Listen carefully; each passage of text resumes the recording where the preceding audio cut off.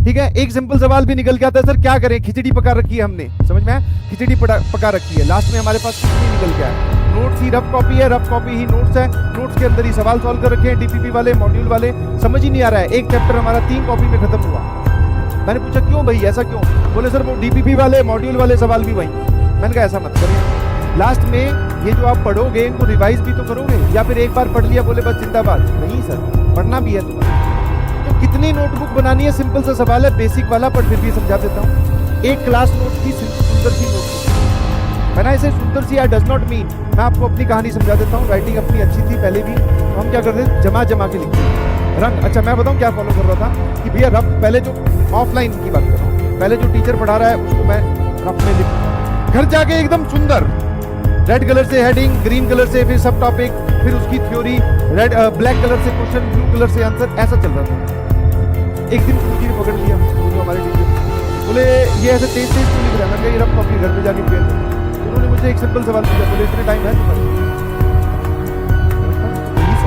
आपको अच्छा इस तरीके से बनाना है कि आप उसको पढ़ के समझ सके, ना ही ये कोई चेक करने वाला आ रहा, और ना ही मतलब अगर इसका दूसरी दुनिया के अगर रिस्पेक्ट में इसकी वैल्यू देखो, इसकी वैल्यू नहीं है, ये किसी काम नहीं आएंगे, एक दिन ये रंदी में मिल। बट अगर आपके रिस्पेक्ट में सोचूं, इसकी सबसे ज्यादा वैल्यू, समझ में आ रहा है, ये हमारे लिए भगवान समान, आपको ये रिस्पेक्ट देनी पड़ेगी। तो आपको ऐसा नहीं है कि जमा के लिखने हैं, बट हाँ एक डिसेंट टाइम देते हुए आप नोट्स कंप्लीट करिए। यहां पर मैंने एक चीज लिखा हुआ है, यहां पर आप इंपॉर्टेंट बात लिखेंगे, मतलब नोट्स दिखने में ऐसे होने चाहिए। इंपॉर्टेंट वो वाली बातें जो सर ने बोल के निकल गए बट कहीं पर लिखी हुई नहीं थी, बट हमने अपनी भाषा में लिख ली। Select your language, it is not compulsory कि वो इंग्लिश में हो, ऐसी भाषा में लिखो कि जिसमें आपको समझ में आया कि सर ने बोला था ये वाला कॉन्सेप्ट IIT JEE कितनी बार पूछ चुकी है, यही बात है ताकि जब रिवाइज कर रहे होंगे आज से 6 महीने बाद में, तो वो बात लिखी हुई वहां दिखा देगी आपको, अपने आप बता देगी भाई साहब ये इंपॉर्टेंट है। और at the end of the chapters आप अच्छे सवालों का एड्रेस लिखिए, अच्छे सवालों का एड्रेस, समझ पा रहे हो? एड्रेस मतलब कि हमारे को इस चैप्टर में 5 DPP मिली, DPP नंबर 6 का 5 DPP मिली, DPP नंबर 5 का चौथा सवाल, DPP नंबर 4 का 7वां सवाल, जिसमें मैं अटका था। अच्छे सवालों की परिभाषा सबके हिसाब से अलग अलग होती है। जिस सवाल में आप अटके थे उसका एड्रेस, मॉड्यूल जब आप चैप्टर के दौरान सॉल्व कर रहे होंगे, मॉड्यूल जब आप चैप्टर के दौरान सॉल्व कर रहे होंगे तो 4 एक्सरसाइज है, जैसे रिवीजन केवल हम 4 एक्सरसाइज करेंगे।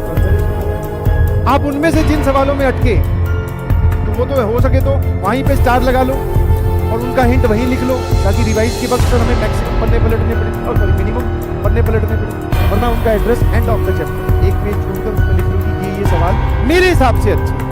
अब इसमें ढूंढने मत चले जाना मार्केट में सर कौन सा सवाल अच्छा है, जिसमें तुम अटके वो सवाल अच्छा है, वही आपको वापस अटकाएगा। सिंपल चेक बता रहा हूँ, ज्यादा इसको कॉम्प्लिकेटेड करने की कोशिश ना करो। फिर सर यहाँ पर आते हैं सॉल्यूशन नोटबुक, 2 टाइप की बनानी है, एक DPP वाली एक मॉड्यूल वाली, और DPP वाली भी सीक्वेंस वाइज, DPP 1 DPP। जब मैं यहाँ आता हूँ तो ये आपने क्लास के दौरान या क्लास के बाद में आपने तैयार की है। ये वाली जो है ये आपकी रफ नोटबुक की तरह ही होंगी। ये कैसी होंगी? रफ नोटबुक ही होंगी। कैसे सर? क्योंकि जब हम DPP सॉल्व करने बैठेंगे तो ऐसा नहीं है कि पहले हम रफ कॉपी में सॉल्व कर रहे हैं, सॉल्यूशन ठीक है सर आ गया, अब इसको सर DPP वाली सॉल्यूशन नोटबुक में, नहीं जी बिल्कुल गलत।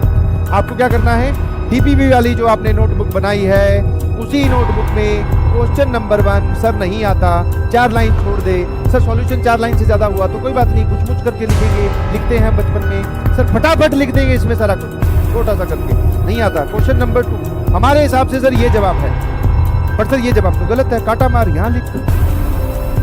ऐसी चलनी चाहिए DPP सॉल्यूशन, ऐसी सर ऐसी होनी चाहिएगा, नहीं जी यही आपकी रफ बुक, आप यही सॉल्व कर रहे हो। क्वेश्चन नंबर 3 नहीं आता, जगह छोड़ो। क्वेश्चन नंबर 4 सीक्वेंस में चलते जाना, DPP नंबर 2 इसके बाद, DPP नंबर 3 इसके बाद,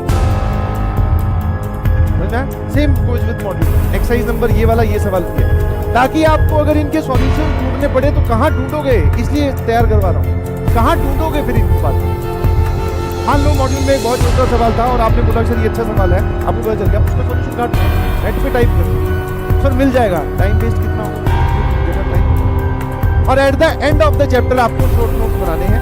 इस पे बहुत बवाल चल रहा है जी, शॉर्ट नोट्स कैसे बनाने हैं, कैसे होने चाहिए, कुछ नहीं, आप अपनी बुद्धि से टेक रिस्पॉन्सिबिलिटी ऑफ योरसेल्फ। यार बहुत मैच्योर हो चुके हो, ड्रॉप में आ चुके, 11वीं 12वीं पढ़ के आए, शॉर्ट नोट्स का मतलब होता है इंपॉर्टेंट फॉर्मूला, सही, सर इंपॉर्टेंट मोस्ट इंपॉर्टेंट पूछे गए सवाल जो हमें लेक्चर में क्लास में टीचर बता के निकल जाता है, वो वाले सवाल नहीं मतलब कि हाँ ये कॉन्सेप्ट है।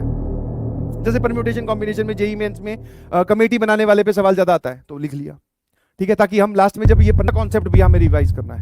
रैंक ऑफ ए वर्ड पे क्वेश्चन आता है, रैंक ऑफ ए वर्ड वाला सवाल, ये सब क्लास में बताए जाएंगे, आपको वहां लिखना। और अच्छे सवालों का एड्रेस तो आप यहाँ लिख रहे हो, और ये सबके अपने अपने हिसाब से अलग अलग है भाई, समझ पा रहे हो?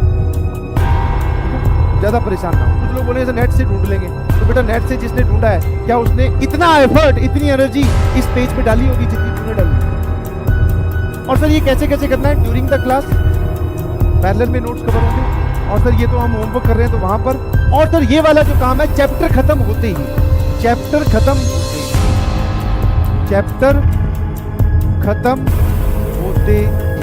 होते ही ऐसे लिख रहा हूं, मतलब आप इस चैप्टर को खत्म कर दिया बट आपने दूसरे चैप्टर के 1 या 2 लेक्चर हो चुके तब तक इस काम को नहीं कर, ज्यादा डिले मत करो, ठीक है? हाँ जी, सबसे